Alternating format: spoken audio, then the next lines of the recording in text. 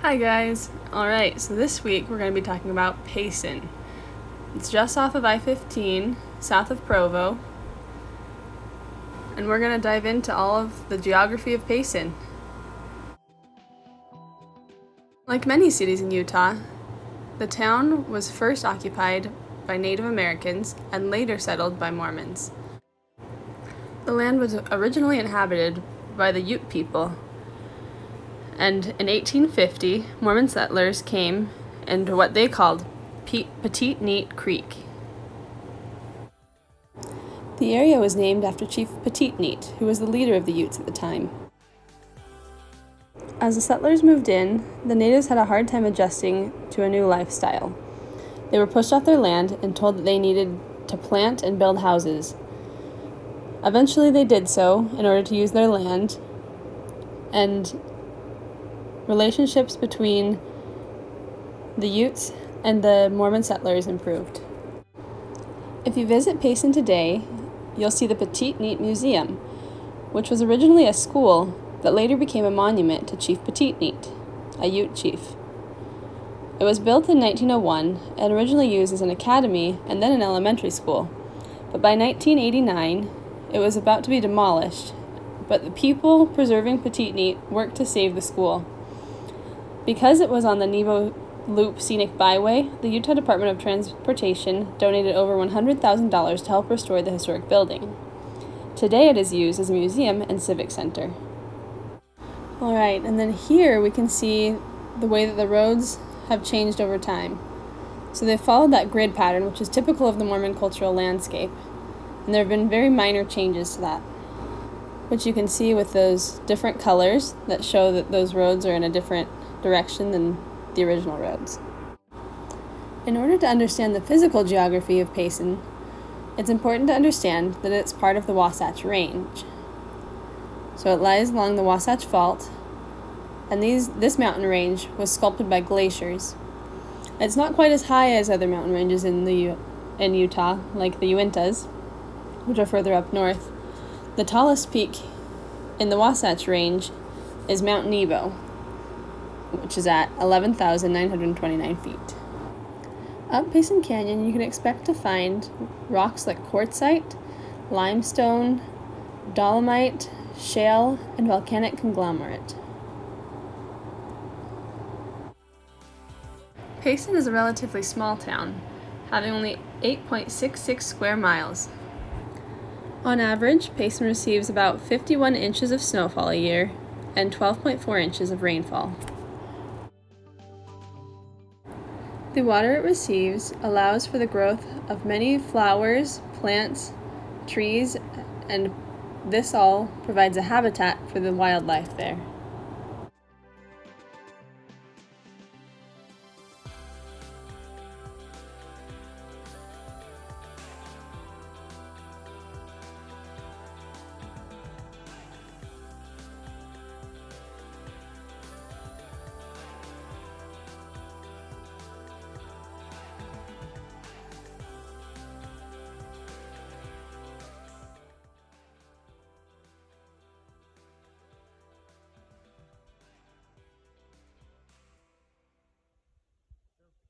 In addition to all these beautiful plants, there are also animals. Here you can see some tunnels that were dug by critters who lived there.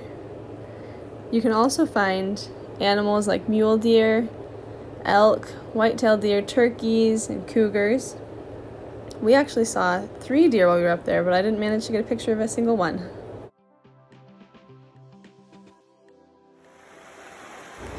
As we know, water is a very important resource.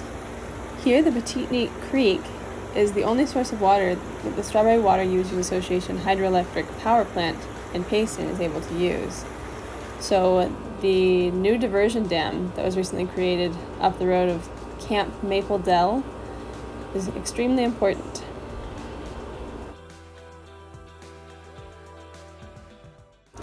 Here you can see the river that has been dammed. The water flows down and is blocked here at this guard where the water is diverted, and you can see here that there's no water coming through right now, so the other side of the creek is pretty much dry. Speaking of water, Payson Lakes is another cool thing that Payson Canyon has. There you can go fishing, you can find brook trout and rainbow trout, and there's also a campground. You may have heard about the fires that occurred in Payson in 2018. The Pole Creek and Bald Mountain fires burned 120,000 acres of the forest. Highway 6 was closed, and it took 2 weeks to contain the fire. When you visit the canyon today, you can see all of the scarring and burnt trees as the aftermath of this fire.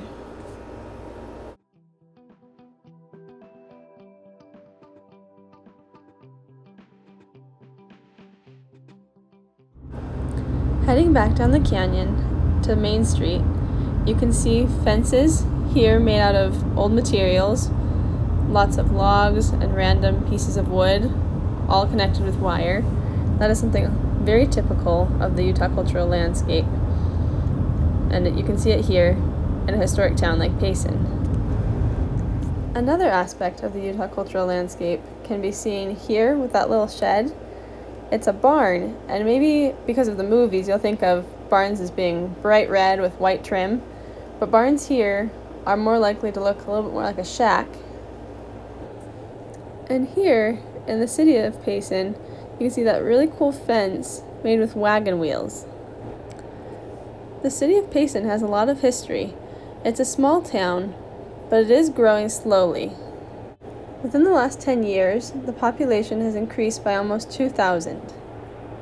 And here on this chart, we can see where Payson stands on the median household income chart. Payson averages about 67,000. Utah as a whole averages about 71,000, while the U.S. median income is about 62,000. The economy in Payson employs about 8,500 people. Many of the businesses include things like retail, manufacturing, healthcare, and transportation.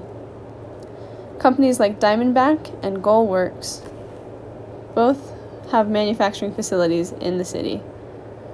Other jobs include things like education, food-related services, and construction. And going into the demographics, 96% of Payson residents are citizens of the United States, while about 4% are not. And many of the foreign-born come from areas like Mexico, India, and Canada. 12.5% of the population there is Hispanic.